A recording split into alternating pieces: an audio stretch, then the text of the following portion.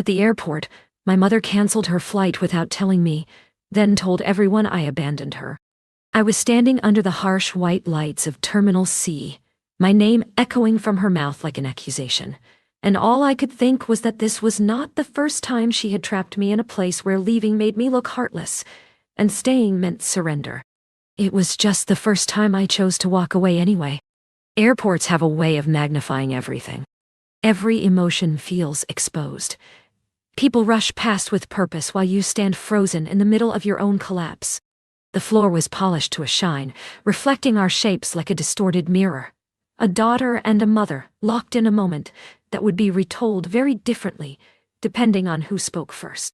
My mother's name is Elena, and if you asked anyone outside our family to describe her, they would tell you she is gentle, devoted, endlessly giving. She is the woman who stayed up late sewing school costumes, who cried at every graduation, who reminds everyone how much she sacrificed to raise me alone. That version of her is real. It is just not the whole truth. The other truth is quieter. It lives in the pauses between her words, in the way help always came with conditions, in the way love felt like something I had to earn again every morning. I did not have the language for it growing up. I just knew that disappointing her felt dangerous, like stepping too close to a cliff you could not see. When she told me she wanted to visit, she framed it as concern. She said she missed me. She said she worried I was isolating myself. I hesitated, every instinct in me tightening, but I told myself I was being unfair, that people grow, that I was not a child anymore. I bought the ticket that same night, round trip, 3 weeks. Everything planned down to the hour, so there would be no room for conflict. The day she arrived, she hugged me for a long time in baggage claim, longer than felt natural, and whispered that she hoped I was ready to listen this time. I laughed awkwardly and told myself she meant well. I always told myself that. By the end of the first evening, she had already commented on my apartment, how it felt temporary, how nothing on the walls suggested stability. She opened my fridge and sighed at the food I ate. She asked how long I planned to keep pretending my job was enough. Her voice was calm, almost kind, but every sentence landed like a small correction to who I was allowed to be. I tried to brush it off. I worked longer hours. I avoided being alone with her. I reminded myself that it was only 3 weeks, that endurance was easier than confrontation. That was a familiar strategy. It had worked for years. But my mother does not respect endurance. She interprets it as permission. By the 2nd week, she had begun rearranging my routines. She woke me early because she believed sleeping in was a sign of weakness.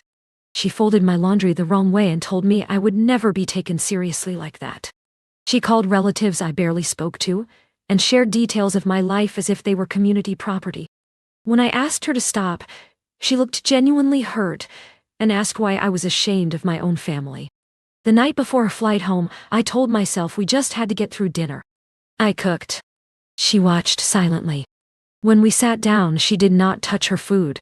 She told me she was worried about leaving me alone. She said she could tell I was struggling more than I admitted. She said a good daughter would not send her mother away knowing that. I reminded her of the ticket. I reminded her of the dates. I said we had agreed. She smiled in a way that made my chest tighten and told me agreements change when circumstances do. Then she said something I still hear in my head sometimes. She said, "You will make the right choice. You always do in the end." I did not sleep that night. I lay awake listening to her move around the apartment, opening drawers, closing doors softly, like she was already testing how much space she could take up. When morning came, I felt hollow but strangely alert, like an animal sensing danger. The drive to the airport was silent. She stared out the window. I focused on the road. I kept telling myself that once she was through security, this tension would dissolve, that we would reset with distance, that I would feel guilty but free. At the check-in counter, everything unraveled. The agent asked for her passport. My mother hesitated, then said she needed a moment. She turned to me and said she was feeling unwell, that she did not think she should travel alone. Her voice was louder now, pitched perfectly for the people around us to hear. I felt heat rush to my face as I realized what she was doing. The agent looked at me, then back at her, unsure. My mother shook her head slowly and said she did not feel safe. That word hung between us, heavy and dangerous. I wanted to scream that this was not true, that she was not confused or sick or abandoned. But I also knew that defending myself would make me look exactly like what she was implying. We stepped aside. She told me calmly that the ticket was gone.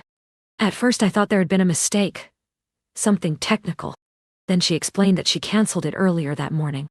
When I asked why, she said she simply didn't feel like leaving yet. She said she was enjoying staying with me and didn't see the point of rushing home. She said it like it was obvious, like this was something we both understood. I reminded her that we had agreed on the dates. She looked genuinely surprised by that. She asked why I was reacting like this. She said a few more days wouldn't change anything, that it wasn't a big deal, that mothers don't need permission to stay with their children. Then she told me I could fix it easily. Buy another ticket later. Figure it out. She said it casually, like the solution was already mine to handle. I asked her about the money I had given her for the ride back. She waved it off and said she had used it. She didn't explain how. She said money wasn't the issue, that I was making things difficult for no reason. That was the moment something inside me finally aligned. I looked around the terminal, at the departure screens, at families hugging goodbye, at people moving forward with quiet certainty. She wasn't stranded. She had just assumed I would adjust. She had her passport. She had her phone. She had access to her accounts. What she wanted was to corner me publicly, emotionally, until I folded. She wanted proof that she could still pull the strings. She leaned closer and told me not to embarrass her. She said everyone was watching.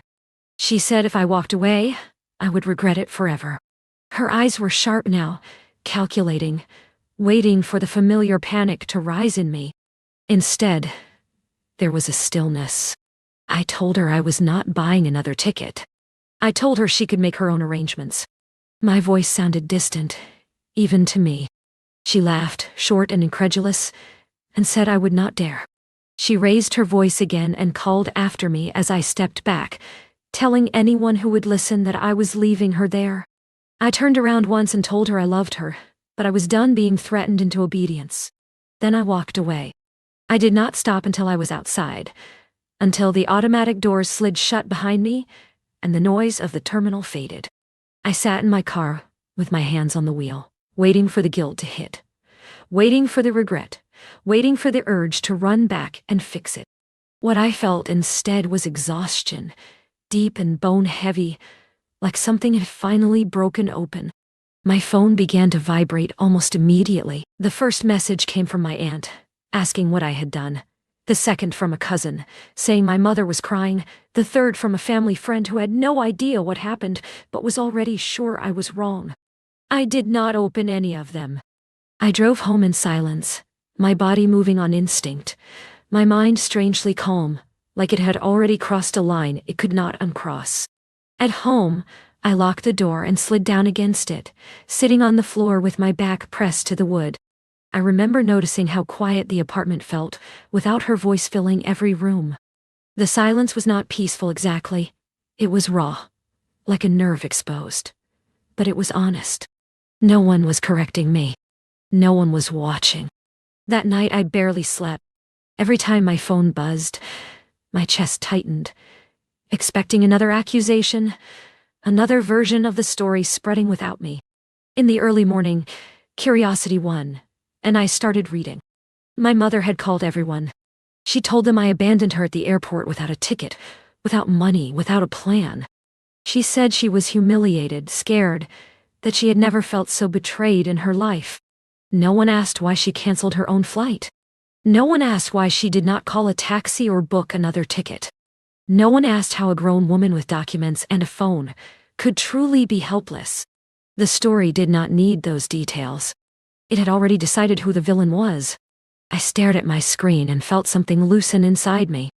I had spent my whole life trying to explain myself better, trying to choose the right words so people would finally understand me. This time, I did not respond. I put the phone down and went to work like nothing had happened, my body moving through the day on autopilot. 2 days later, I learned the rest through a mutual contact who meant well, and did not realize how much damage honesty could do. My mother had booked herself another flight the same evening I left her. Different airline, longer route, more inconvenient, but she made it home. She paid for it herself. She never mentioned it to anyone. Instead, she told people she slept at the airport that she had no choice. She cried when she said it. She let them fill in the worst possibilities on their own. The truth was quieter and far less dramatic, so it was never shared. When I heard that, I did not feel relief. I felt clarity.